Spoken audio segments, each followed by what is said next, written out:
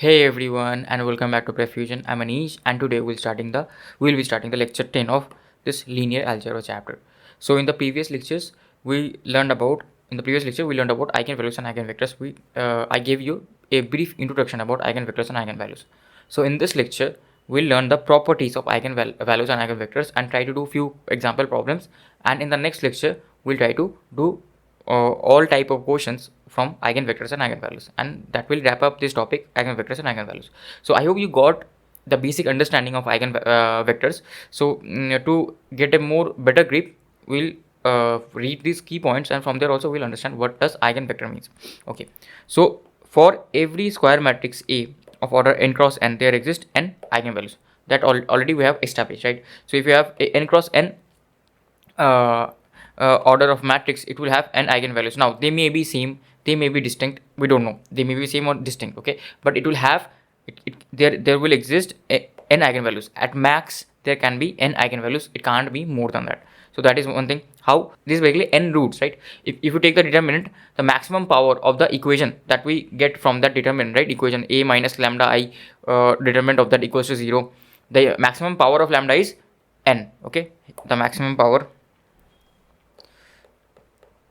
That's why we'll get n eigenvalues.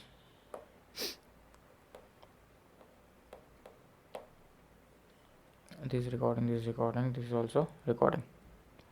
N eigenvalues. Let me put this more closer to me.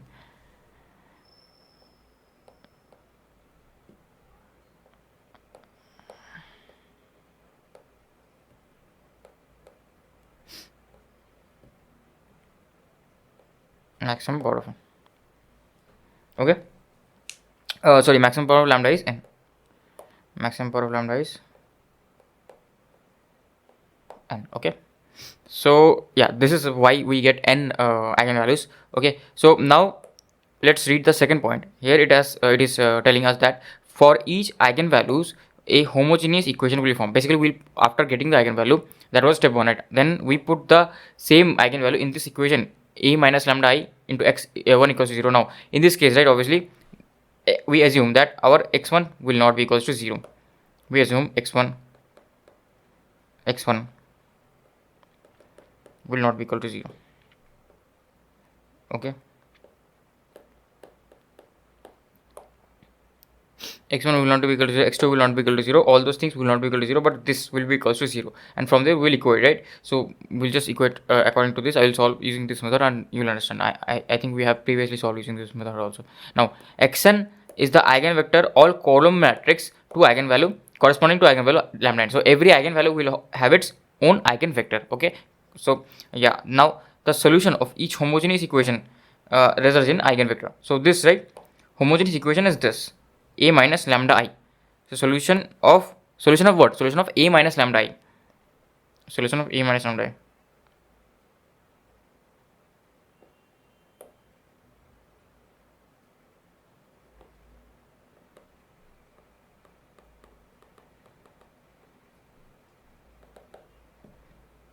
A minus lambda I equals to 0.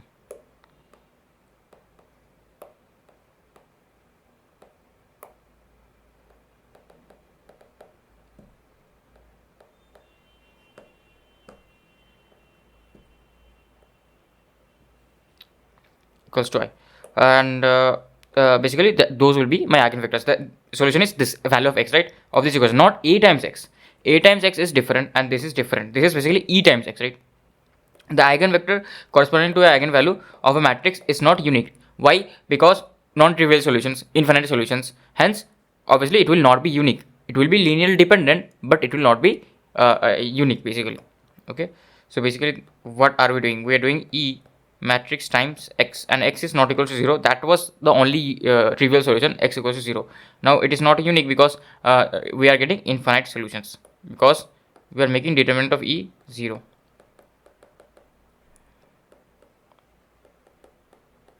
Infinite solution. Okay, now if xn is solution for eigenvalue lambda n, then kxn will also be a solution for solution. Okay. Basically it is basically taking the same thing, right? Scalar multiple. So xn is a solution of lambda n, let's say 1 0. or 1 minus 1 is a solution of lambda n, right? So I mean eigenvector corresponding to lambda n, or lambda n is whatever value we don't know. Now 2 minus 2 will also be a solution. Minus 1 will also be a solution. Why? Because all of these are scalar multiple of this. These has to be linearly dependent on each other. Basically they have to be scalar multiple. Okay, because eigenvalues we are getting infinitely many solutions, and obviously we are getting what? Free variables, right? And it depends now. It depends how many free variables we have. Okay, so all of it depends on that. So basically it's confirmed that at least one free variable we get, because the determinant of this E is 0. That means that it is not a full rank matrix. There is at least one free variable present over here, at least. So yeah, this is what this statement means. Slowly we'll do the questions, and from there we'll understand. So first let's do this question. So eigenvalues of a matrix A are lambda 1 and lambda 2. Eigenvector corresponding to lambda 1 is 1 minus 1. Okay, that same example, 1 minus 1. Okay, which of the following statements are correct? So let's read these statements. Eigenvector corresponding to lambda 1 is unique. Can it be unique? No. Why? Because basically there are infinitely many solutions, right? Infinitely many solutions. So this is not just a solution. 2 minus 2 is also a solution. Minus 2 is also a solution. We'll do another example, and from there we'll understand. So this is wrong. Okay, this is wrong. Now this one.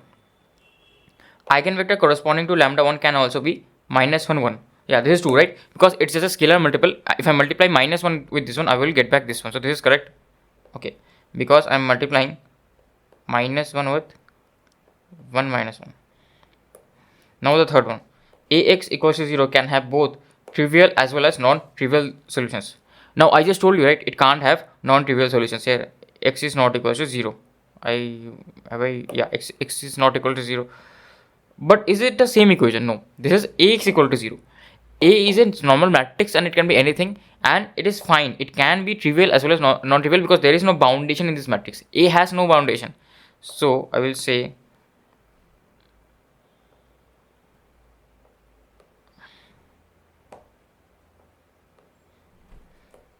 A has no boundation.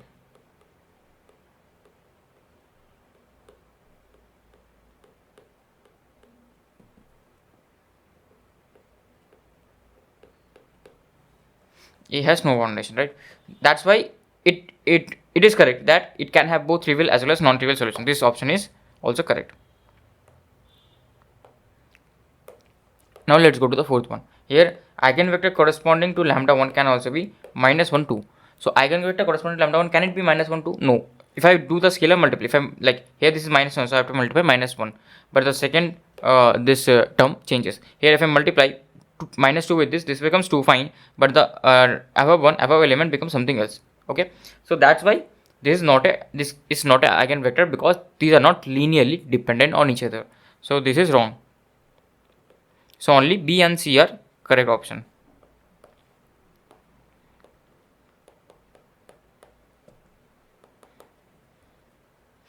Okay, so let's do one more example question. Basically from there also our concepts will get further cleared. So for calculating the eigenvalues and eigenvectors of a matrix A, which of the following is or are true where lambda represents the eigenvalue of A? Fine. Now A may be singular matrix. Yeah, it is fine. For calculating it is fine. It doesn't matter, right? A is singular, A is not singular. It doesn't matter whether we will like for calculating the eigenvalues and eigenvectors. So this is correct only. Now B option. A minus lambda A must be a singular matrix. Yes, this is true, because what we are doing, we are taking the determinant of this matrix, right? What we had this equation, right? We had this equation, A minus lambda I into x equal to 0. Now what we are doing, we are assuming that this is a what this has infinite solutions, because this can't go to 0, this has to go to 0. Okay, if this has to go to 0, that means the rank is not full, hence obviously this is a infinite matrix. Determinant is infinity.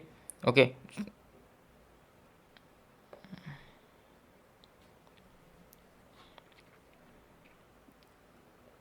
not this like not only this matrix has to go to 0, the overall multiplication has to go to 0. So up here we make the determinant, multiply the determinant. Okay, this is singular matrix, not full rank matrix, so the determinant will be 0, hence it will be a singular matrix. Okay, now A lambda equals sorry, ax equals to lambda x may have trivial solutions, may have zero solutions. Is it possible? Now x can't be zero in this equation. X can't be zero. Okay, I will get the factor back. X can't be equal to zero. This is wrong. Okay, so up until now AB is correct.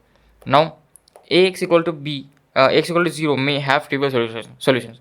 Yeah, this is valid. Right? A has no foundations in it. You can get any solution. Okay, any solution. So again, I will write the same statement. Same statement. It has no foundation.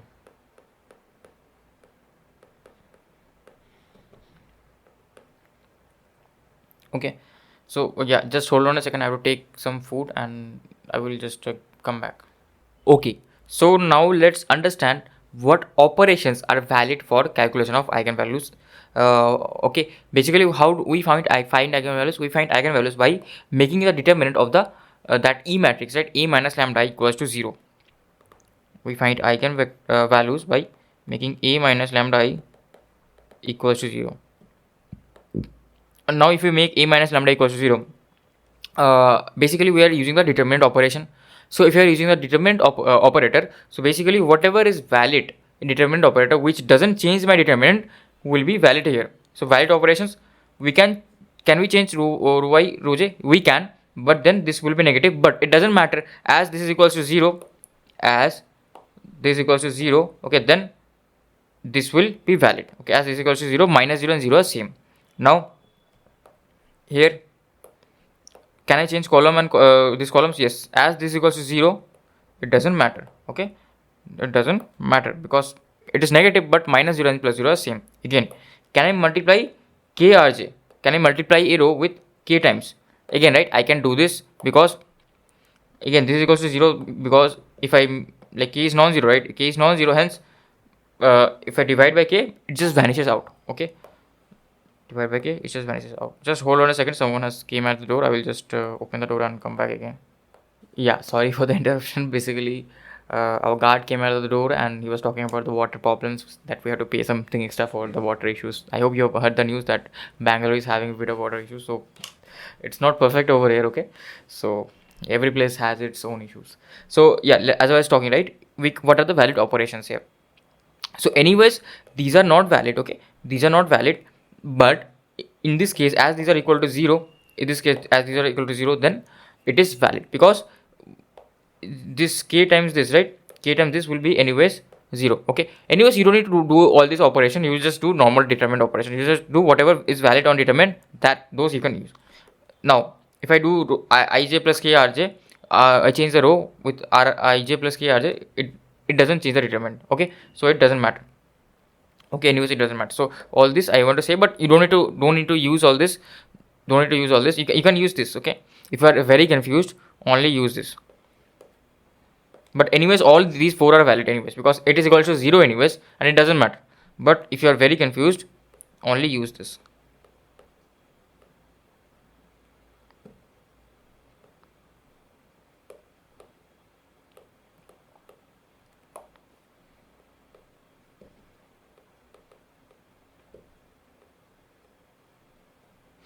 Okay, now next is calculation of eigenvectors.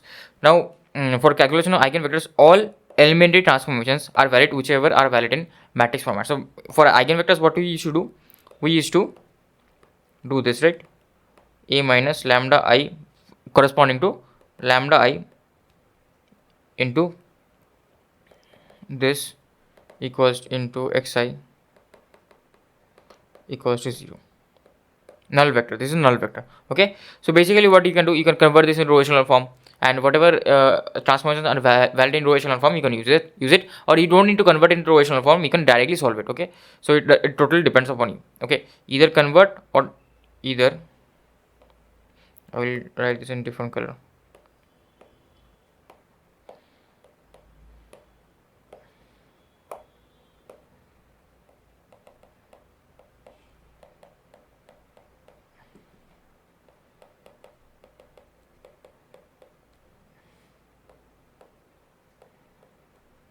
Row echelon form.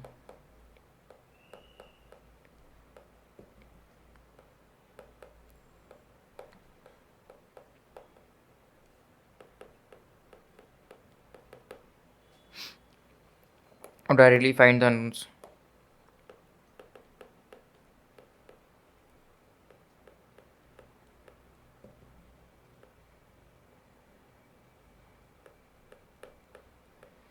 Totally depends upon you, right?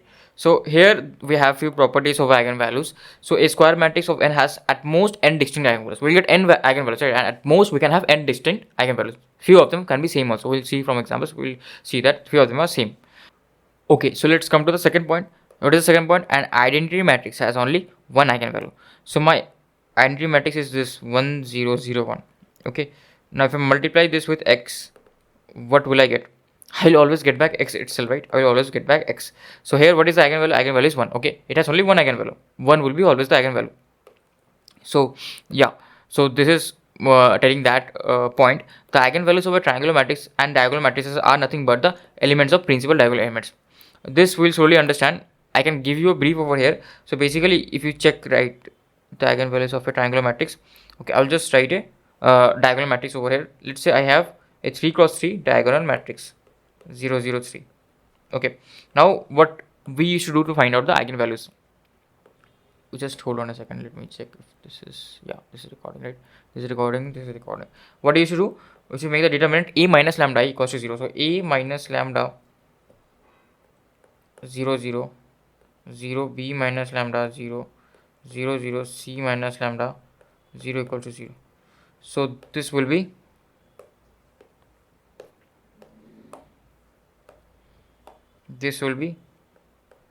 a minus lambda into b minus lambda into c minus lambda equal to 0. Okay, so from here what you can see, lambda has three solutions: lambda equals to a, lambda equals to b, lambda equals to c. So yeah, basically these are the diagonal elements, or for a triangular element also you can do the same thing. Okay, so as the determinant is basically the multiplication of the diagonal elements for a triangular or a upper triangular matrix or a lower triangular matrix or a diagonal matrix. So that's why this point is valid. Now the sum of eigenvalues of a matrix is equal to the sum of its diagonal elements, trace of the elements. So yeah, this is again correct. This is a property and this will be always valid. Sum of the eigenvalues. So here a plus b plus c will be equal to the trace of the matrix, and these will be also equal to the sum of the eigenvalues. Here what are the eigenvalues? A, b, c, and the sum of them is a plus b plus c. And what is the trace of this matrix? A plus b plus c. Both of them are same. Now coming back to the fourth point, the sum of the eigenvalues of matrix A is equal to the sum of its diagonal elements. I just told this point. The product of a matrix A is equal to its determinant. So product of its eigenvalues of matrix A is equal to its determinant. This is also another very important property. Here what is the determinant? ABC. Here what are the products of the eigenvalues? I should write here lambda equals to a comma b comma c. So what are the product of the eigenvalues? It is a b c. Here what is the determinant of this a matrix? ABC. So here we can observe that the product of the eigenvalues are equal to the its determinant.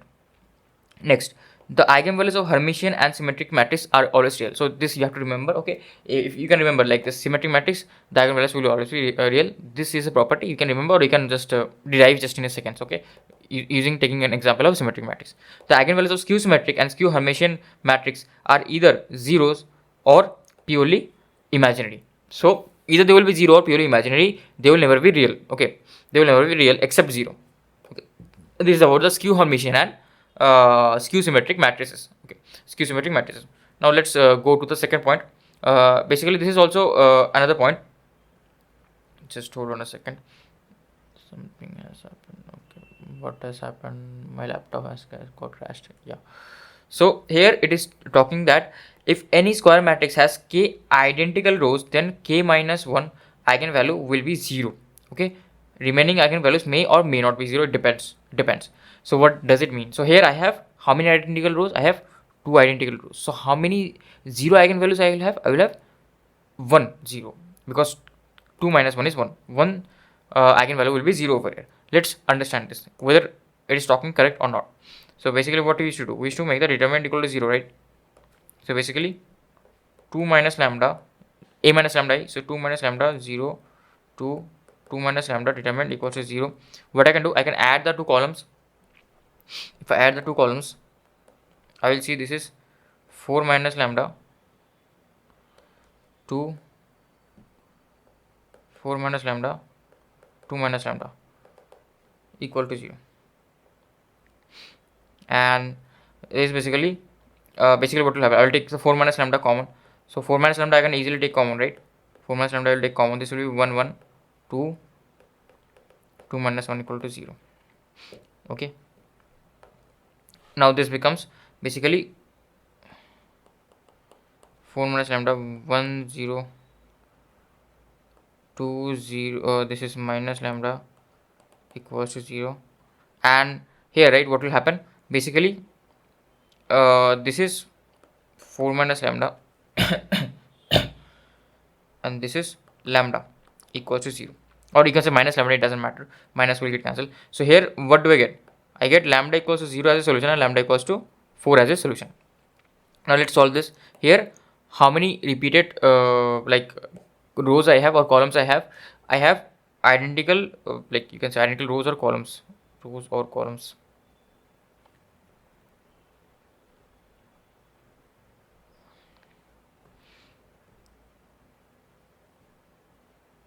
J minus 1 eigenvalues will be 0. I have 3 repeated rows, or you can say columns also, 3 repeated columns. So how many 0 eigenvalues I will get? I will get 2 eigenvalues which will be 0. Other one will be non-zero. Here also the other one was non-zero. It can be 0, but other one was non-zero. But at least I will get those two 0. That is sure shot. So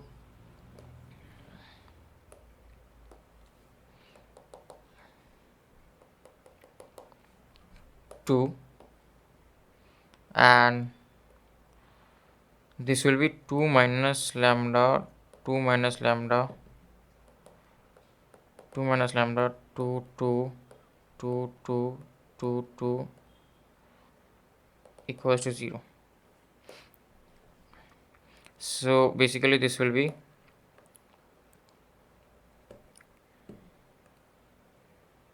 this will be 6 minus lambda 2 2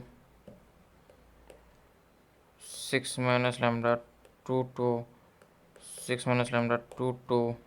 This is sorry this is actually, this is also 2 minus lambda, the 2 minus lambda equal to 0. Now what do we do? Now we do this 6 minus lambda into, like, we take this 6 minus lambda common, right? I can move on to the next page.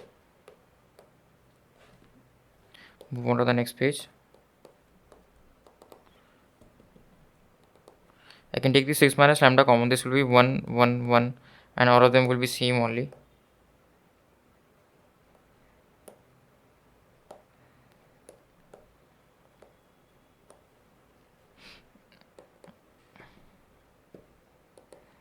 This is 6 minus lambda.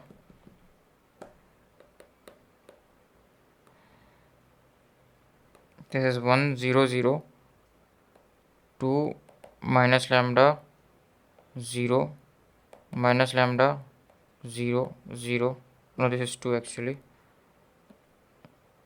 and this is equals to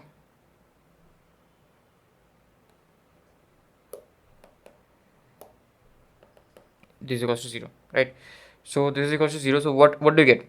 I get this is a like a upper triangular matrix. So what is the determinant? Determinant is the diagonal elements multiplication of diagonal elements, 1 minus into minus lambda into minus lambda, which is lambda square. So lambda square into 6 minus lambda equals to 0. Okay, so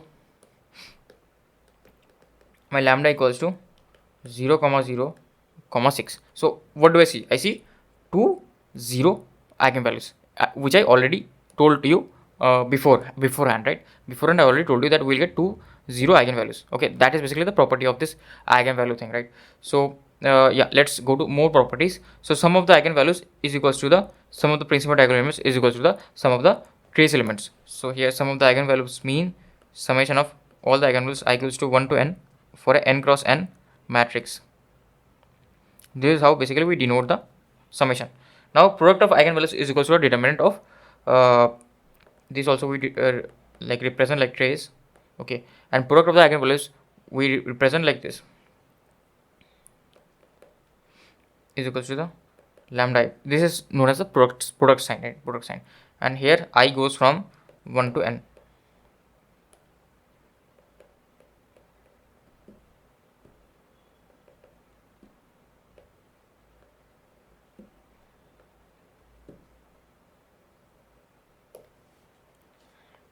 So if A is a singular matrix slash non, this is the basically second property. We already discussed this.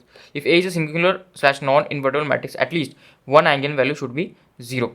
So if A is a singular matrix, that means the product of the eigenvalues are 0, because it is the product of all of the eigenvalues. So at least one. If so, A is a singular matrix, then this determinant of A will be 0. Determinant of A is 0. That means here at least one of them has to be 0. At least one of them has to be 0. Okay. Even if one of them is 0, then this will be 0. Even if none of them are 0, this can't be equal to 0, because this is the product, right? So if like at least one of them is 0, then that is what this statement is saying us, that at least one of them, one of the eigenvalues should be 0 if our A is a singular matrix or a non-invertible matrix. Now let's go to the second one, the properties of eigenvalues. What are the properties of eigenvalues? So if rank of A is less than n, if rank of A is less than n, at least one of the eigenvalues will be 0. Okay, will be 0. Should be 0, or I should say one of the eigenvalues will be 0. Not should be, will be 0.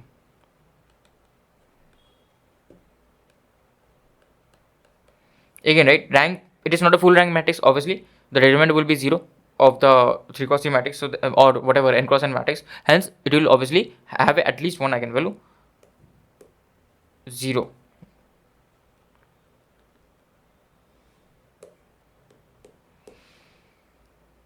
Now if all the elements of A are real, if all the elements of A are real, having alpha plus ib as eigenvalue, then alpha minus ib will also be the eigenvalue. So this I will slowly prove, I will prove you in the next slide. So if all the elements of A are real, okay, all the elements of A are real, then alpha plus ib, having an alpha plus ib as eigenvalue, we haven't seen complex eigenvalues, but there can be complex eigenvalues also. So if alpha plus ib is a eigenvalue, then alpha minus ib, the conjugate of this, will also be a eigenvalue. Also there is another key point here. Let's say if my lambda 1 has this format of eigenvalue alpha plus under root b, right? This is the irrational part, this is the irrational part, right? So if my one of the eigenvalues is this, then the other eigenvalue will be exactly like this alpha minus under root b, beta. This is not b, this is beta, right? Whatever you say, and a b, whatever, it doesn't matter, right? ab, whatever, it doesn't matter. But how did it came basically? So we can prove it very easily. So let's say I have a characteristics equation, okay, where this is a lambda square plus, this is a general characteristic equation. Obviously the coefficient of lambda square is 1, but I chosen a, you can choose a equals to 1, doesn't matter, plus c equals to 0. This is a 2 cross 2 matrix, which is of a characteristic equation of a 2 cross 2 matrix. The important point is a, b, c are all real. A, b, c are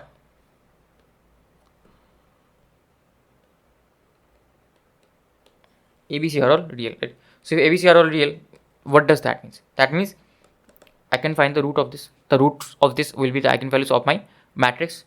So the roots of this will be simply the Sridhar Acharya formula, minus b plus minus b square minus 4ac divided by 2a. Okay, b square minus 4ac divided by 2a. Now the interesting fact is, if I just break this down further, this will be minus b upon 2a, okay, plus minus under root b by 2a whole square minus this will be c by a, right? Because this is like b, if this goes inside, this will be 4a square. If I do 4a square, 4 will cancel, and this will be c by area, right? Yeah. So here what do we observe? If b by 2a is greater than c by a, so let's say now b by 2a is less than c by a, what will happen? All of these are real, all of these are real. So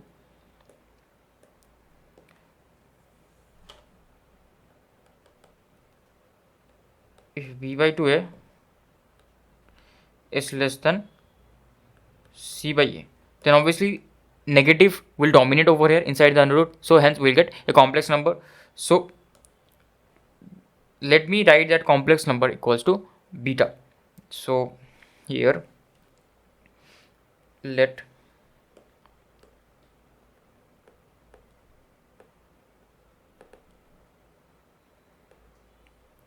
under root p by 2a whole square minus c by a. Okay, so this becomes a complex number, right? So here what will happen, lambda will be equals to, now I will also assume that alpha is a simple value, alpha is b minus b upon 2a. So alpha is minus b upon 2a, so lambda equals to alpha plus minus j beta or I beta, whatever you want to say, we can say I beta over here. Okay, so lambda becomes plus minus I beta, which is exactly what I have wrote, right? So if one of them is plus I beta, then the other one will be minus I beta, because they will be complex conjugate, just proven from the roots itself, right? So you can prove it for higher orders also. I'm not going to prove it, just showing you the intuition. Now I told you this point also, this point is also provable, right? So basically if beta is greater than, sorry, not beta, yeah, beta is greater than, not beta actually, sorry, if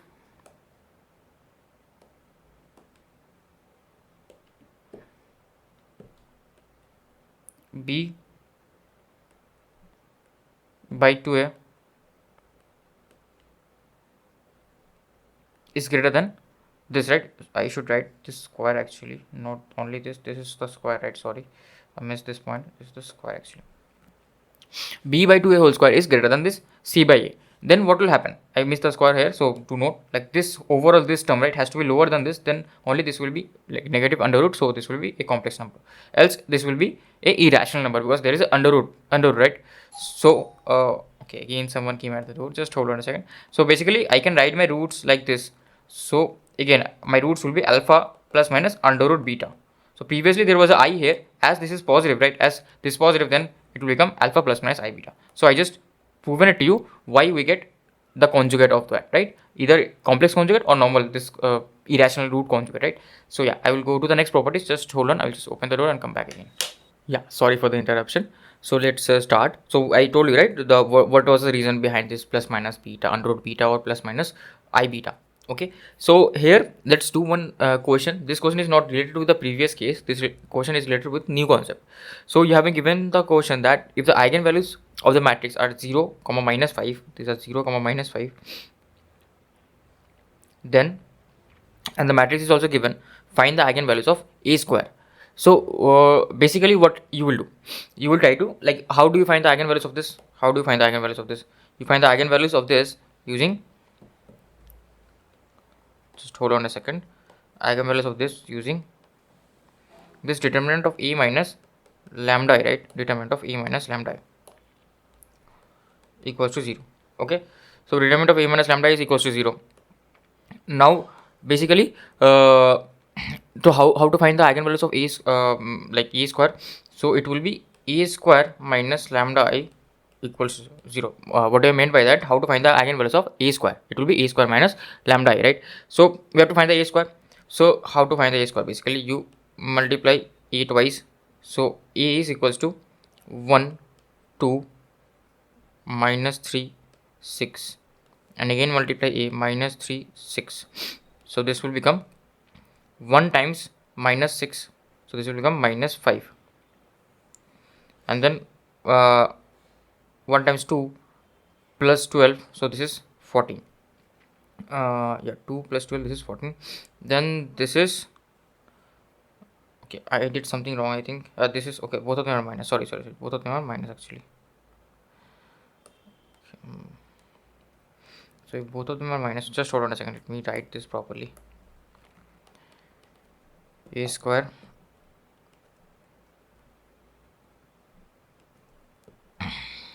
one, 2, minus 3 minus 6 into 1, 2, minus 3 minus 6. Okay, so this will become 1 times minus 6, which is minus 5, and this will become 1 times 2, 2 minus 12, so this will be minus 10. This is minus 3 times 1, which is minus 3, then plus 18, so this is minus 15, and this is minus 3 times 2, which is minus 6, plus 36, which is 30, right? Just hold on a second.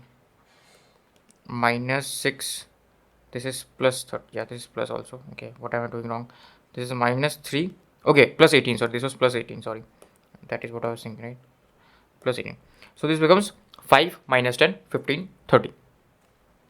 So from here we can easily write the characteristic equation. Okay, shortcut we will use. Shortcut is lambda square minus trace of this a square. What is the trace of this a square? 25 minus 25 lambda plus determinant of this matrix. Determinant of this matrix is 5 into 30 minus 150, and then again this is plus 150, right? Minus 150 plus 150. Overall this becomes 0. So this is equals to 0. So I can take lambda common. So lambda minus 25 equals to 0. So lambda equals to 0 and 5. Okay, so just hold on a second. Oh, sorry, lambda equals to 0 and 25. Okay, so are you observing any pattern over here? Are you observing any pattern over here? So basically it was the simply square of these two eigenvalues, right? This was 0, this remains same. 0 square is 0 and minus 5 square is 25. Why is this? Why is this the case? Basically I will tell you, if we take the square, right? If we take the square, then eigenvalues also become the square. Okay, so basically if A has eigenvalues 0, 5, then lambda, like A square will have eigenvalues lambda square, which will be equals to, so this is not plus, so this was minus 5 actually.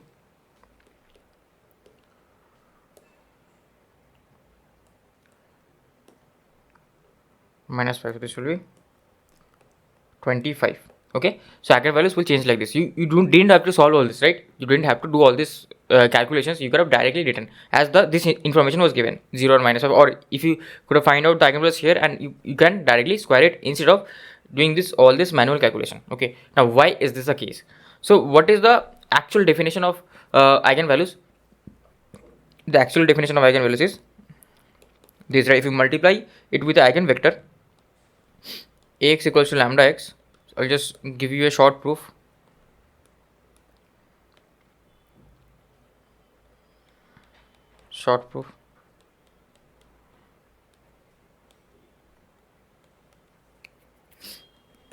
Ax equal to lambda x. So if ax equal to lambda x, now what can I do? I can simply multiply a on both sides, pre-multiply a on both sides. If I pre-multiply a on both sides, this is lambda x, a lambda x. Now this lambda is a simple scalar, right? I can take this outside. Okay, so this is what a times a. I use that property, right? Multiplication property, commutativity. So sorry, commutative. So they are commutative, right? I can easily take this outside of the bracket and first do a square, or associative. I don't remember the property. Okay, associative was different. This is commutative only. So this is a square. Okay. Okay, apologies, I have forgotten the properties, what was commutative and associative. So yeah, whatever this property was called. Okay, I also tend to forget all these things. So a square x equals to lambda ax. Okay, lambda ax. Now the interesting fact is this ax, right? This ax was here lambda x. This ax was lambda x, and this is a square x. Okay, this will remain same only. A square x lambda, this is what ax is equals to, we know ax equals to lambda x, so I will replace lambda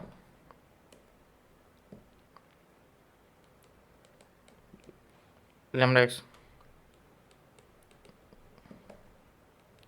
equals to lambda square x, right? Equals to lambda square x. Okay, so basically this will become this. If you observe this equation carefully,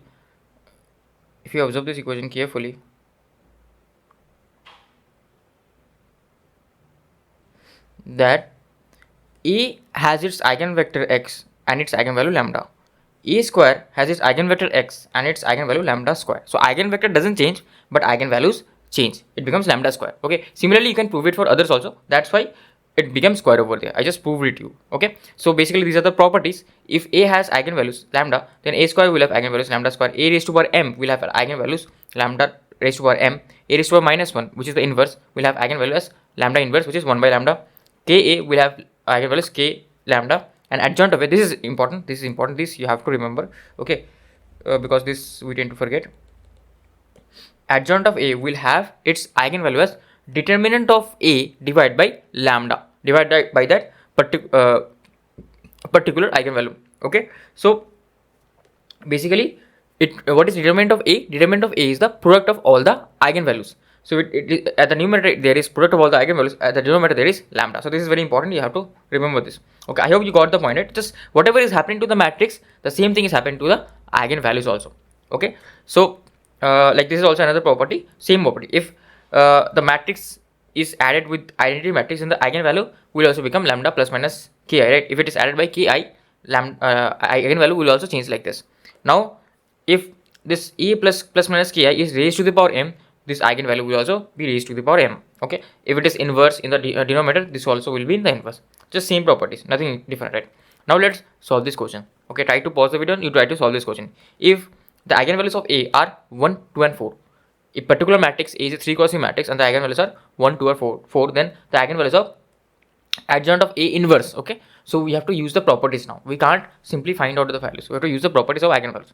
So basically you pause the video and solve. So first what I will do, I will assume my B equals to adjoint of A. I will think about the inverse later on. I will go step by step. So what will be my eigenvalues of B? So eigenvalues of B will be simply, what was the formula? It was the product of all the eigenvalues of A and divided by the particular eigenvalue. So product of all the eigenvalues is 1 times 2 times 4 divided by the particular eigenvalue, which is 1. Then lambda b2, this is 1 raised 2 times 4 divided by what? Another eigenvalue, which is 2.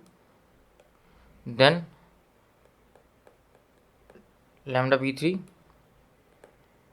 which is 1 times 2 times 4 divided by 4. So this is basically equals to 8. This is basically equals to 4. This is basically equals to 2, right? So 8, 4, 2. So these are my eigenvalues of B, not this inverse, right? Now I will write C equals to B inverse. C equals to B inverse. So what will be my eigenvalues? Just hold on a second. Let me make this more precise over here. I can reduce the size of this.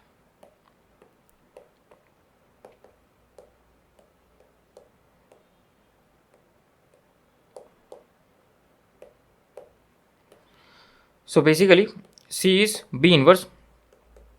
So C is B inverse. Then this becomes basically my eigenvalues of C will be simply the inverse of eigenvalues of B. So they will become 1 by 8, 1 by 4 and 1 by 2. Okay, so this will be my final answer. So these will be my eigenvalues of adjoint of A inverse.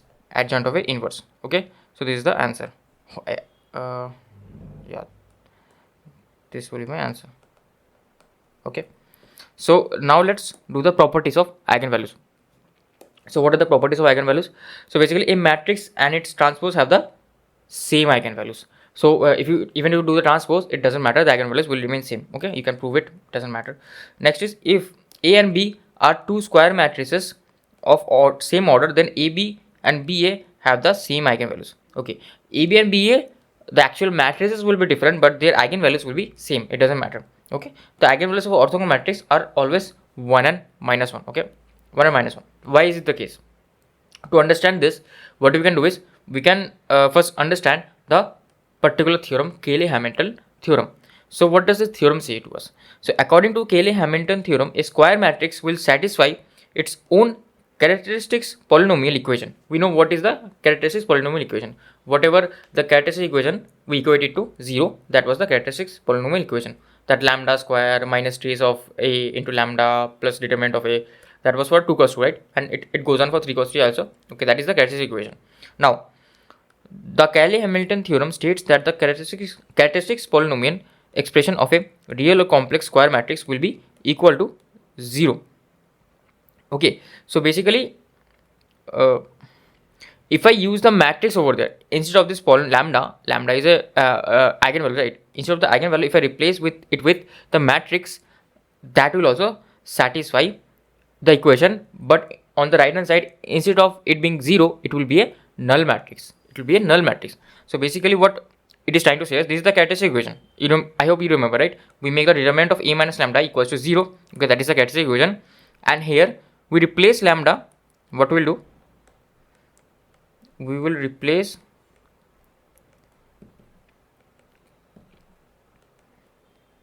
lambda with a. Okay, we'll replace lambda with a. So the right hand side, everything will be in matrix format now. Everything will be in matrix format, and the right hand side will be a null matrix instead of a single element being 0. Okay, so basically that is what we'll do. So this will become, I will just copy this, paste this over here.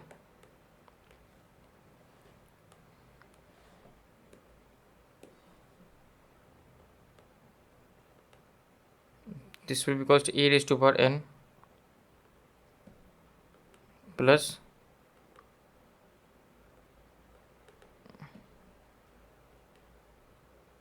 a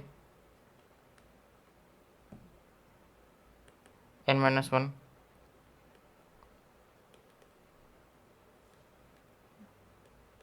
a plus e naught.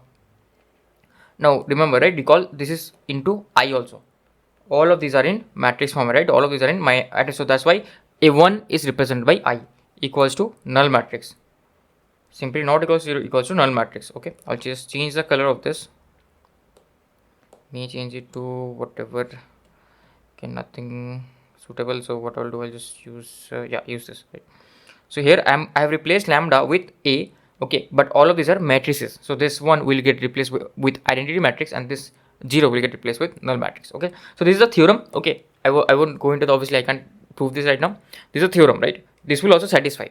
If this satisfies, characteristic equation satisfies, then this also will satisfy. Now let's prove it for orthogonal. Okay, so how to prove it for orthogonal? So what can you do is, like, what are the eigenvalues of this?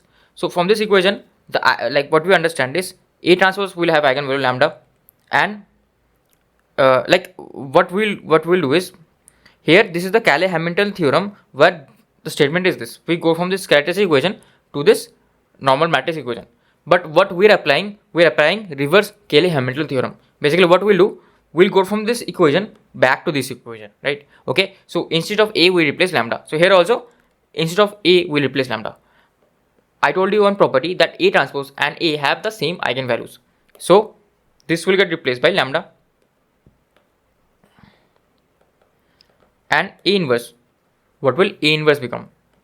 A inverse become 1 by lambda. A inverse will become 1 by lambda. I hope you know, right? So A has eigenvalue lambda, then A inverse will be 1 by lambda. So we're just replacing this. This is the characteristic equation and we're replacing it. Okay, don't worry. So this becomes lambda. So this becomes lambda square equals to 1. I can take 1 on the left hand side. Lambda is not only equals to 1, lambda square minus 1 equals to 0.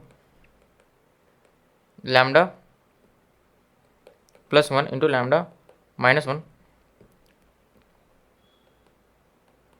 equals to 0. Okay, lambda plus 1 into lambda minus 1 equals to 0. So lambda can be either plus minus 1. Lambda can be either plus minus 1. Okay, so yeah, that was written over here, right? So that is what I just proved to you. So let's do it for more special matrices. So now let's do it for this matrix, right? This is the unitary matrix. Okay, so for this unitary matrix, what we should do is, we should do like this, that this, right, this like we are assuming like the eigenvalues of A transpose is lambda. Okay, now we take the conjugate. So conjugate operation may change the eigenvalues if the eigenvalues are complex. And again on the right hand side I have 1 by lambda. So here we will not simply ignore the this conjugate operation, right? Because lambda may be complex.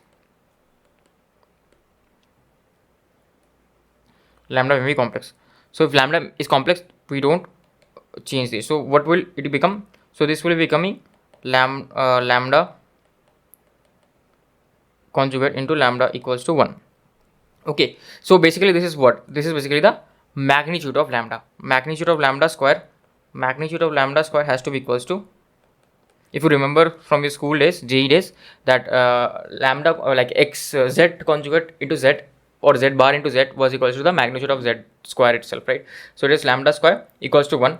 So basically my magnitude of lambda has to be equals to 1, right? It obviously can't be equals to minus 1. Magnitude is positive, now it can't be equals to minus 1. If you want a like proof of this, in short I will write. So let's take lambda equals to x plus iy. So lambda star will be equals to x minus iy, right? So basically what I am doing, I am multiplying lambda star into lambda. So x plus iy into x minus iy equals to x square plus y square. Okay, so this is x square plus y square. So basically this is the this is the magnitude square, right? This is the magnitude square of lambda, magnitude square of lambda, because magnitude is under root x square plus y square. We have to square it, so it becomes this x square plus y square simply. So yeah, this is how we get this point, right? So this is a condition for unitary matrix. Okay, so lambda can be complex or real. Okay, it doesn't matter. Now what is the condition for idempotent? Idempotent means a square equals to a. So our lambda square equals to lambda. Okay, hence lambda I can take on the right side. Don't just simply cancel lambda. Again you'll do the blunder.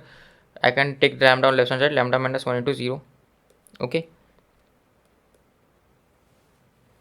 and this is a square equals to I. So this will be lambda square equals to 1, and this will be lambda minus 1 into lambda plus 1 equals to 0. So lambda can be equals to plus minus 1. Okay, so yeah, this is also lambda plus minus 1. For orthogonal also it can be plus minus 1, right? So yeah, now nilpotent, right? Nilpotent, for nilpotent a raised to power k is 0, so lambda raised to power k will be 0, right? Lambda raised to power k will be 0. There will be k eigenvalues which will be 0. So k eigenvalues will be 0. K eigenvalues will be 0. Okay, so basically this is the locus of this basically. So here, right, this can be in orthogonal as well. Okay, this can, okay, just hold on a second. This can be here, as I like showed it to you, 1 and minus 1 can be orthogonal, or 0 or 1 can be idempotent. Okay, unitary, it is always lying on the circle, because the magnitude of lambda plus ij sorry lambda plus I lambda, sorry, real part of lambda and imaginary part of lambda, magnitude should always be 1. So this is basically the lambda plane, complex lambda plane where this is the real part of lambda, okay, and this is the imaginary part of lambda. And if it is lying on the imaginary axis, it will always be skew symmetric matrix or skew Hermitian, okay. And if it is lying on the real axis, it will always be symmetrical matrix or Hermitian matrix, okay. So few confusions may lie, and for those confusions, what I will do, I will take a question over here. So let's answer this question. This question is asking us that which of the following statements is slash are always true? Is slash are always true? The eigenvalues of a matrix are either 1 or minus 1, then it is, if, okay, I should say if the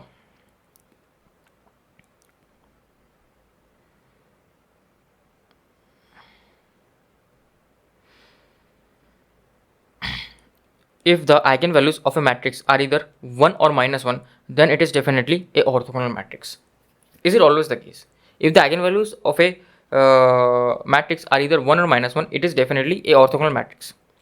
The determinant of a matrix or the eigenvalues 1 or minus 1 can be of any matrix, right? 1 minus 1 I can get from any matrix. It is not necessarily true that it will be a orthogonal matrix. It is not necessary, right? It is not necessary. I can get eigenvalue equals to 1 for a non-orthogonal matrix also.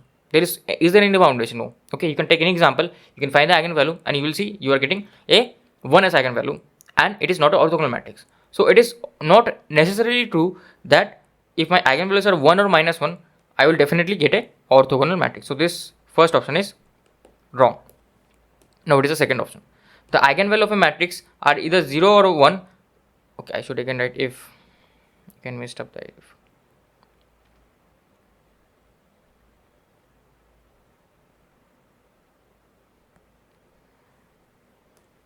If the eigenvalues of a matrix are, okay, here I've written R twice. If the eigenvalues of a matrix are either 0 or 1, then it is definitely a idempotent matrix. Again, this is also not necessarily true, right? So like it can be involutory matrix, it can be other matrices also, because here it is written that eigenvalues are 0 or 1. 0 can be of nilpotent matrix also. Okay, so yeah, it is not necessarily true that it will definitely be a idempotent matrix. If my matrix is idempotent, then this is definitely true that eigenvalues will be 0 or 1. That is definitely true, because that is from where we have came, right? We have came from here, right? So that is definitely true, but the reverse converse may not be true, may not always be true. It can be true, it cannot be true also. Okay, so the eigenvalues of a unitary matrix must be 1 or minus 1. Again, is it true? It must be 1 or minus 1? No, it can be anything, right? It can be anything whichever lies on this circle. Okay, so it can be complex number also, it doesn't necessarily need to be a real number. So here it can be some number, right, whose magnitude is 1, and it is complex number, so it is not necessary that it has to be minus 1 or 1. Let's go to the next option. The eigenvalue of an orthogonal matrix of order 2, let me give more space over here, of order 2, the eigenvalue of orthogonal matrix of order 2 is minus 1, then the other eigenvalue must be minus 1. Okay, if the eigenvalue of orthogonal matrix of order 2 is minus 1, then the other eigenvalue must also be minus 1. Why is this true?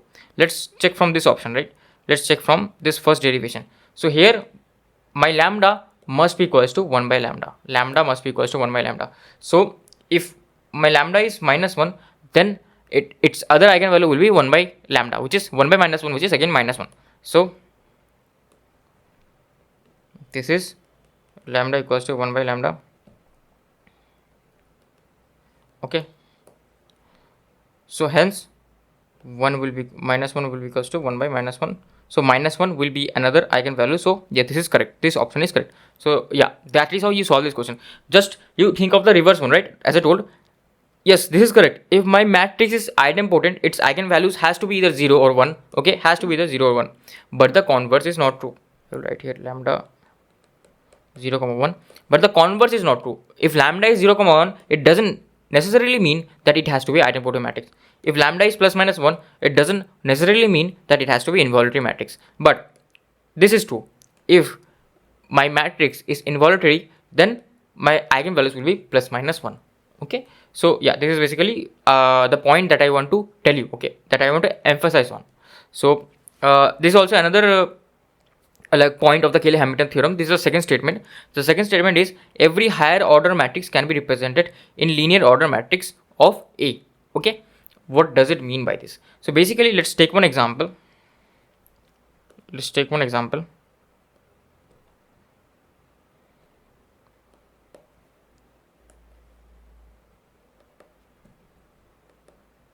Let's say I have a like simple characteristics equation, lambda square plus 3 lambda plus 1, right? Simple characteristic equation, lambda square plus 3 lambda plus 1, and this I can change, right, using the Cayley-Hamilton theorem. First statement, this lambda I can replace with a, so this will become a square plus 3a plus I. 1 will be replaced with I, and this will become a null matrix. Okay, 0. Now what is my a square? What is my a square? My a square is equals to, no, I'm subtracting something from null matrix, it doesn't matter. 0 minus anything is anything itself. So this will be minus 3a plus I. Okay, so what I am observing, I have a second order relation of this a. Okay, and this is becoming a simple linear, right? We have a linear equation on the right hand side. Again, you might say, sir, but this is easy, this is only for a square, do it for a cube. So let's do it for a cube. So if how to find a cube? So I will pre-multiply a on both sides. This is recording, right? This is recording and this is also recording. Yeah, pre-multiply a on both sides. If I pre-multiply a on both sides, this will be a square equals to minus 3a plus I.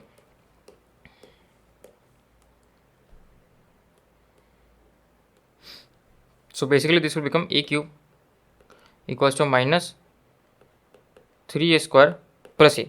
Now can we write this a square in linear combination? Yes, we can. Yes, we can. So I will do this. This is minus 3 will be outside, and this will be minus 3a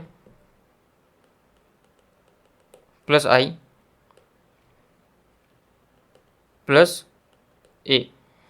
Okay, plus a. So this will be equals to, just hold on a second, this will be equals to 9 9a minus minus will get, am I doing this right? I'm doing this correct, right? Yeah, this will be okay. One thing I messed up. What did I mess up? Okay, this minus a, as I've already expanded this minus a, sorry. So this will be simply this side, minus a will go that side. This a will be replaced with this, and there 3 I have taken this outside. Minus sign is already there. Minus sign, okay. A is replaced with minus 3, and this is minus 3 is anyways outside, and I have a. Okay, basically I should rewrite this. This is minus 3a square minus a. So minus 3 is outside over here, and this is a square. A square is simply this, right? A square is this, so that is what I have replaced with. So this will become plus 3a minus 3 I minus a. Okay, so this will become 8a minus 3i. Okay, so yeah, as you can observe, here I have a cubic equation, and this is simply a linear equation. So this is also a useful thing about Cayley-Hamilton theorem. So we can convert any higher order matrix can be represented in the linear order matrix of A. Any higher order matrix of A can be represented in the linear order of matrix A. Okay, so yeah, that is basically what this property like theorem was. Now let's come back to our properties. So here, properties of eigenvectors. Now we have studied properties of eigenvalues. Now we'll study about the properties of eigenvectors. So for a given matrix A n cross n, rank of A is what? Rank of A means what? Number of linearly independent rows or number of linearly independent columns of A. Very important. What matrix are we talking about? We're talking about the A matrix, okay, of A.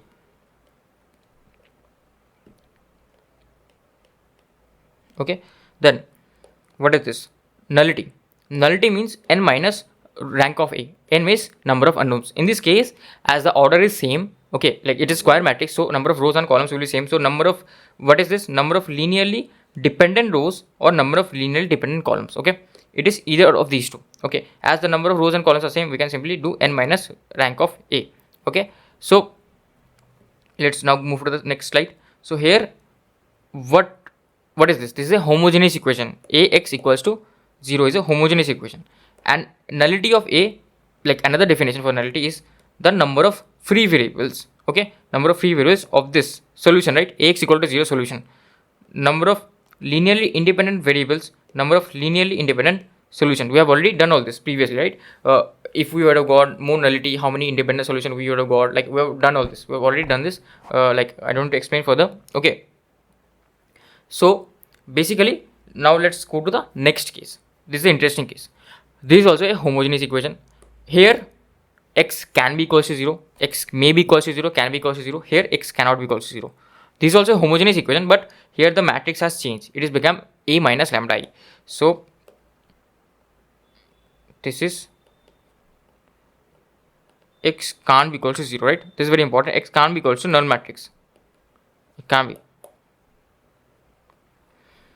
No, like there is non-trivial solution. Trivial solution is not possible. Then nullity is number of free variables again of what? Number of free variables of this equation, right? Of this equation, like of this particular equation. Number of linearly dependent independent variables. Number of linearly independent eigenvectors. Eigenvectors. Basically this solution, right? Here number of linearly independent solutions. This was a solution. X was a solution, but this time X has a special name now. X has a special name. What is the special name? That is the eigenvectors. So we have been already doing all this, right? So the difference is this matrix has changed.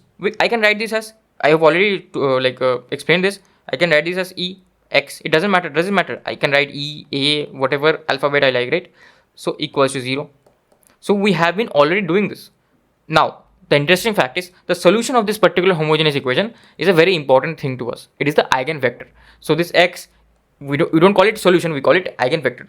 But also the nullity here represents the number of independent eigenvectors. Previously, it was representing the number of linearly independent solutions. Now, instead of solutions, it is representing number of linearly independent eigenvectors. Okay, so this is the very important point. Don't worry, don't stress, because we have already been doing this. Just this matrix has changed a bit, and this solution has a special name, that is the eigenvectors. Okay, so now properties of eigenvectors. If A has n distinct eigenvalues, then it will have set of n linearly independent eigenvectors. So if I have lambda 1, lambda 2, lambda 3, then it will have three different eigenvectors. Okay, three different eigenvectors. Now, if a matrix has repeated eigenvalues like this, right? If a matrix has repeated eigenvalues, lambda 1, lambda 1, lambda 2, lambda 1 is repeated. Now, I will put this lambda 1 in this equation, a minus lambda 1 I. Then I will find the nullity of this, and the nullity of this is this n minus rank of a minus lambda I, and the nullity of this will tell me about the number of independent eigenvectors, how many solutions independent we have. We'll do one example, and from there obviously we'll understand. Okay, I'm just showing you the formula for now. So number of independent eigenvector corresponding to lambda 1, why is this the case? I told you, right, previously I told you one thing. Have we done that question or not? I don't remember. In the previous lecture, have we done that question or not?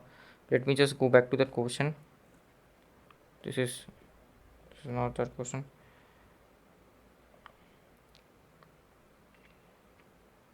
I've already explained you previously. I don't remember if I have done that question or not. Let me check.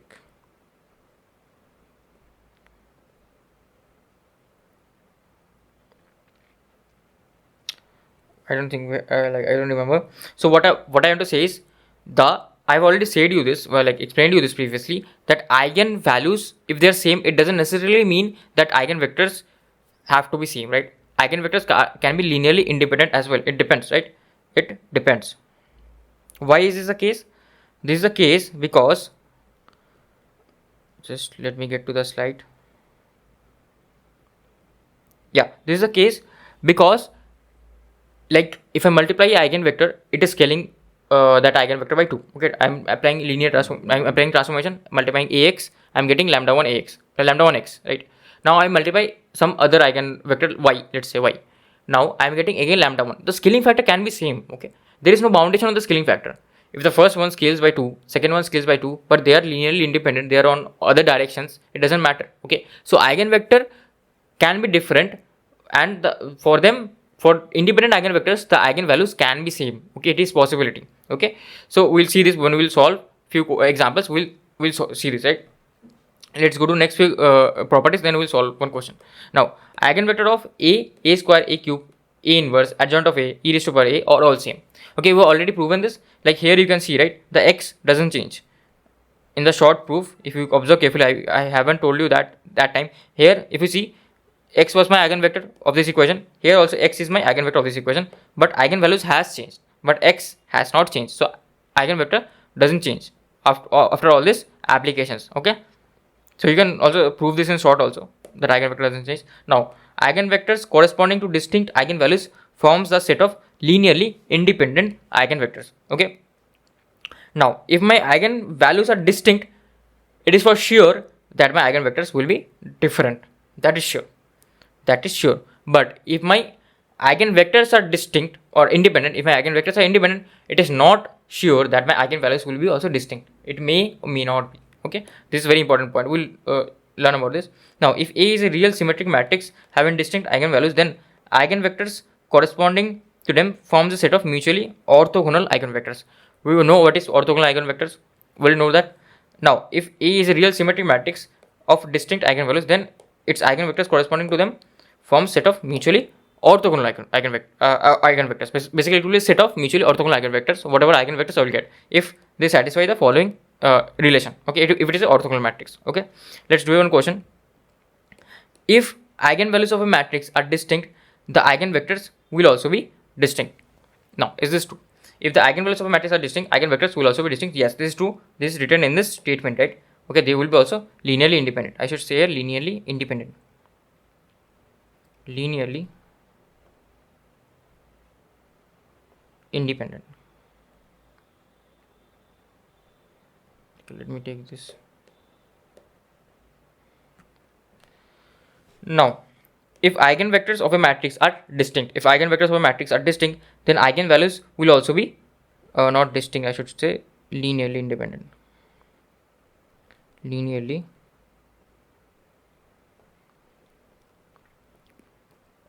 we have already done this example previously. I will again explain this, actually this second option. If eigenvectors of a matrix are linearly independent, then eigenvalues will also be distinct. Now let's do one example, and from there we will understand. And in the next class I will try to take an example as well of repeated eigenvalues, and from there also we will understand. So let me take this graph. Okay, basically eigenvectors are what? Basically I am scaling it, okay, in the same direction. If I have a 2D graph, right, xy, and I have this vector, and if I use the like multiply with this with a matrix, my value becomes this. So this is like simply a vector, okay, a vector, and this becomes 3a, right, 3a. Now I have some other vector, okay, other vector, there is somewhere around here b, okay. Now if I multiply again like the a matrix with it, ax, right, so x equals to b now. So if I multiply a with it, sorry, a with it, a matrix with it, this becomes 3b. Now is there anything wrong here? Is there anything wrong? Can this be 3b? Can this, like, it becomes 3b? I will show you in the example in the next question, in the next class, that it becomes 3b. Is there any problem with this? Like, no sir, this can't be 3 here, this is 3 already here. Is there any problem with this? There would have been problem. What problem there would have been if like I'm applying the same vector again. If I multiply a with a vector, I should get 3a always, 3a vector always, right, always. There is no other option. But if I multiply a with b vector, I'm getting 3b, okay, that is also fine, that is not an issue. So it doesn't necessarily mean that a and b will be same. A and b can be different as well, right? Okay, a and b can be different as well. So this statement is wrong. This statement is wrong. The eigenvectors of matrix are linearly independent, then the eigenvalues will also be distinct. No, they can be same also. Okay, they can be same also. So both a and b are correct. No, none of the above. This first one is correct. Right? If the eigenvalues of a matrix are distinct, then eigenvectors will be linearly independent, because I will get different eigenvalues, different eigenvectors. Right? This is scaling by 3. Something else is scaling by 2, so it can't lie in the same plane. It has to lie in some other plane. It can't lie in this plane, because if I multiply this eigenvector, I will always get 3 only. Okay, I will get some different eigenvector. Okay, I will take one example in the next class, and then we'll understand. So this is basically the end of the lecture. I will try to summarize this lecture in the start of the next class. Okay, so yeah, thank you for watching, and I will see you in the next video.